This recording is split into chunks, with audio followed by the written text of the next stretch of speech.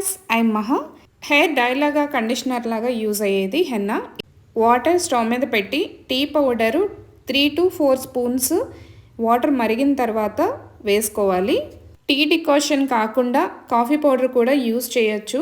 కానీ coffee powder వాడటం వలన హెయిర్ చాలా డ్రై అయిపోతుంది, జుట్టంతా పీచులాగా తయారయ్యి చిట్లిపోతుంది.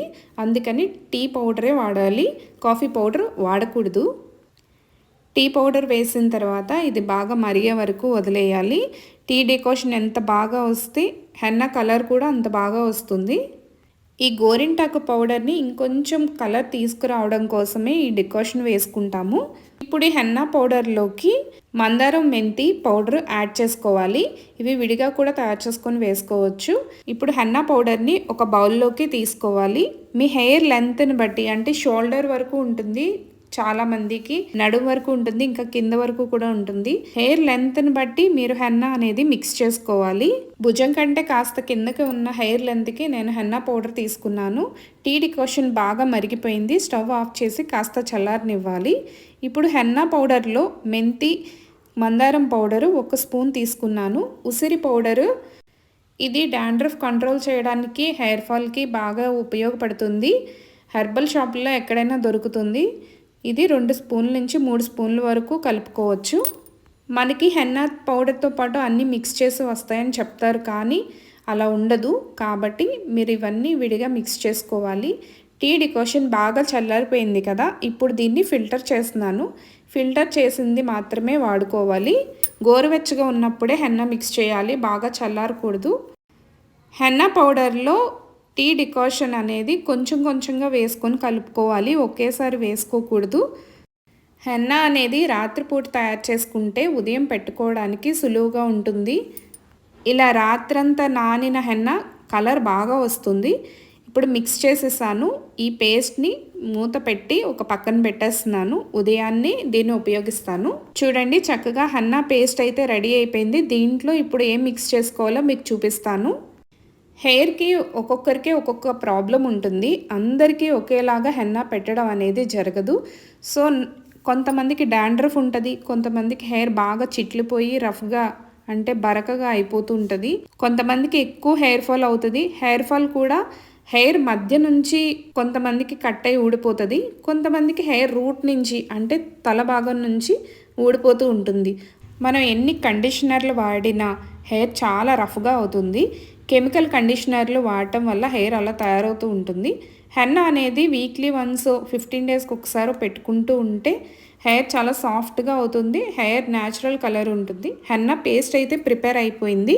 ఇప్పుడు నేను ఇందులో రోజ్మెరీ ఎసెన్షియల్ ఆయిల్ అండ్ ఈ వైటమిన్ ఎసెన్షియల్ ఆయిల్ యాడ్ చేస్తాను. డాండ్రఫ్ బాగా ఉంది అంటే టీ ట్రీ ఎసెన్షియల్ ఆయిల్ కూడా వేసుకోవాలి. Tea tree essential oil use చేయడం వల్ల స్కాల్ఫ్లో ఉన్న ప్రాబ్లం ఏదైనా సరే చాలా త్వరగా క్లియర్ అవుతుంది. సో ఇప్పుడు నేను tea tree essential oil add చేస్తున్నాను. నాకు లైట్గా డాండ్రఫ్ స్టార్ట్ అయింది. అండ్ ఈ విటమిన్ ఎందుకు అంటే సాఫ్ట్ అవ్వడం కోసం, and rosemary essential oil hair fall అవ్వకుండా ఉండడం కోసం. ఎసెన్షియల్ ఆయిల్స్ వేసిన తర్వాత 1 spoon aloe vera gel, 2 spoon curd add చేస్తున్నాను. ఎందుకంటే ఇవన్నీ కూడా మీ హెయిర్కి చాలా సాఫ్ట్నెస్ తీసుకొస్తాయి. మనకి హెయిర్ ఫాల్ అయ్యే ప్రాబ్లమ్స్ ఉన్నా సరే, ఏదైనా హెయిర్ మాస్క్ వేసుకోవాలి అని అంటే ఇలా హెన్నాని మిక్స్ చేసి వేసుకోవడం వల్ల హెయిర్లో వేడి అనేది వస్తుంది. హెడ్ అండ్ ఫుట్ దగ్గర, పొట్ట దగ్గర చాలామందికి హీట్ ఉంటుంది కదా, ఆ హీట్ అనేది హెడ్లోంచి రిమూవ్ చేయడానికి హెన్నా పౌడర్, అంటే గోరింటాకు పౌడర్ బాగా ఉపయోగపడుతుంది. హెన్నా పేస్ట్ అయితే రెడీ అయిపోయింది. ఇప్పుడు దీన్ని ఇలా అప్లై చేసుకోవడమే. హెయిర్కి ఉన్న ప్రాబ్లమ్ని బట్టే హెన్నా అనేది మిక్స్ చేసుకోవాలి. సో దీనిలో ఏం వేసుకోవాలో చూసాం కదా, పేస్ట్ చాలా చక్కగా రెడీ అయిపోయింది. ఇప్పుడు హెయిర్కి అప్లై చేసుకోవాలి. హెయిర్కి అప్లై చేసుకునే ముందు హెడ్ బాత్ చేసి ఉండాలి. హెయిర్కి ఎక్కడ చిక్కులు లేకుండా నీట్గా దూకొని పెట్టుకోవాలి. హెయిర్కి హెన్నా పెట్టుకోవడం అనేది డే టైం పెట్టుకోవాలి. ఎందుకు అంటే డే టైం పెట్టుకున్న తర్వాత వాషింగ్ అయిపోయిన తర్వాత నైట్ గోరువెచ్చని నూనె తలంతా అప్లై చేసుకోవాలి. దానికోసం హెయిర్ని డే టైమే హెన్నా పెట్టుకోవాలి. ఇలా చేయడం వల్ల మీ జుట్టు ఒత్తుగా, చాలా స్ట్రాంగ్గా, హెల్దీగా ఉంటుంది. హెయిర్ని 4 పార్ట్లుగా తీసుకోవాలి. ఎందుకంటే ఒకేసారి హెన్నా పెట్టడానికి స్కాల్ఫ్ అంతా పెట్టలేము. హెయిర్కి మాత్రమే తగులుతుంది కానీ రూట్కి తగలాలి కాబట్టి పార్లర్లో అయితే నాబ్ వేస్తాము. నాబ్ వేసినప్పుడు అది చాలా బాగా పడుతుంది. ఇండివిజువల్గా ఎవరికి వాళ్ళు పెట్టుకోవాలి అంటే కష్టం కొంచెం. సో దానికోసం నేను 4 పార్ట్లుగా అంటే 2 జడలు వేసాను. ఫ్రంట్ పార్ట్కి ఫస్ట్ అప్లై చేసుకోవాలి, ఎందుకంటే ఫ్రంట్ హెయిరే ఎక్కువ అపియరెన్స్ ఉంటుంది కాబట్టి ఫస్ట్ హెన్నా అనేది ముందుగా ఉన్న 2 పార్ట్లకే అప్లై చేస్తున్నాను. మనం ఎక్కువగా పార్ట్ అనేది మిడిల్కి తీసుకుంటాం కాబట్టి హెయిర్కి, అందుకని మధ్యలో ఎక్కువగా అప్లై చేస్తున్నాను. గ్రే హెయిర్ అనేది ఎక్కడా కనిపించకుండా ఉండడం కోసం హెయిర్ రూట్లో ఎక్కువగా అప్లై చేయాలి. ఈ హెన్నా పేస్ట్ హెయిర్ మాస్క్ లాగా కూడా ఉపయోగపడుతుంది. దీన్ని ఇలా యూస్ చేయడం వల్ల 15 డేస్కి ఒక్కసారి అప్లై చేసుకోవచ్చు.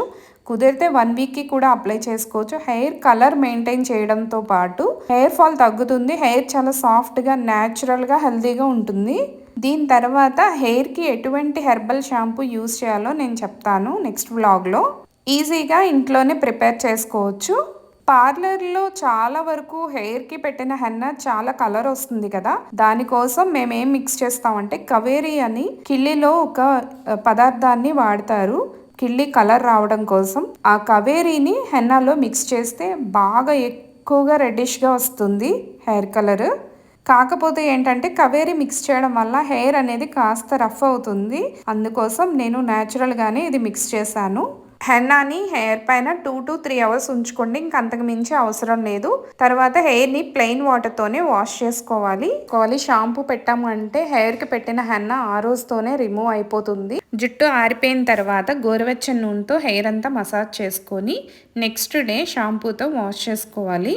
ఓకే గైస్, అగైన్ ఇంకొక బ్యూటీ వీడియోతో మళ్ళీ కలుస్తాను. Take care.